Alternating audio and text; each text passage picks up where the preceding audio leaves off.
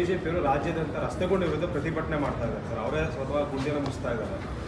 ವೈಜ್ಞಾನಿಕವಾಗಿ ಗುಂಡಿಗಳನ್ನು ಮುಚ್ಚುವಂಥ ಕೆಲಸವನ್ನು ಸರ್, ಇವ್ರ ಸರ್ಕಾರ ಇತ್ತಲ್ಲ ಬಿಜೆಪಿ, ಇವರು ಅವೈಜ್ಞಾನಿಕವಾಗಿ ರಸ್ತೆ ಹಾಕಿರೋದಕ್ಕೆ ಅದು ಗುಂಡಿಗಳು ಬಿದ್ದಿರೋದು.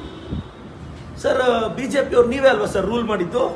ನಮ್ಮ ಹತ್ರ ಒಂದು 19 ಜನ MLAಗಳನ್ನ ತಗೊಂಡೋಗಿ ಅಕ್ರಮವಾಗಿ ಸರ್ಕಾರನ ರಚಿಸಿ 4 ವರ್ಷ ನೀವೇನು ಕಡ್ದು ಕಟ್ಟಿ ಹಾಕಿದ್ರಿ ಸರ್?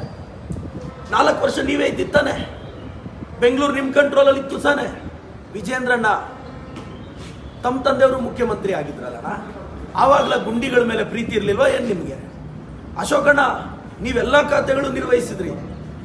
ಯಾಕೆಂದ್ರೆ ಬಿಜೆಪಿ ಮನೆಯಲ್ಲೇ ಗುಂಡಿ ಬಿದ್ದಿದೆ. ಅವ್ರ ಪಾಪ ಆ ಗುಂಡಿಗಳನ್ನ ನಾವೆಲ್ಲ ಓಪನ್ ಮಾಡ್ತೀವಿ ಅಂತ ರಸ್ತೆಯಲ್ಲಿರೋ ಗುಂಡಿಗಳು ನೋಡ್ತಾ ಇದ್ದಾರೆ. ಯಾವ ಥರ ಸರ್ ಬಿಜೆಪಿ? ಅದೇ ಅವ್ರವ್ರ ಕಿತ್ತಾಟ. ಅಶೋಕಣ್ಣನ ಚೇರ್ ಮೇಲೆ ಸುನೀಲ್ ಅಣ್ಣ ಗುಂಡಿ ಆಗ್ತಾ ಇದ್ದಾನೆ. ನಮ್ಮ ವಿಜೇಂದ್ರ ಅಣ್ಣ ಚೇರ್ ಮೇಲೆ ಸೋಮಣ್ಣ ಅವ್ರು ಗುಂಡಿ ಮಾಡ್ತಾ ಇದ್ದಾರೆ. ಮತ್ತೆ ಅವರು ಬಂದು ಮುಚ್ಕೊಂತಾರೆ ಅವರೆಲ್ಲ. ಸೊ ಇನ್ನು 1-6 ತಿಂಗಳಲ್ಲಿ ಬಿಜೆಪಿಯಲ್ಲಿ ಕ್ಷಿಪ್ರ ಕ್ರಾಂತಿ ನಡೆಯುತ್ತೆ.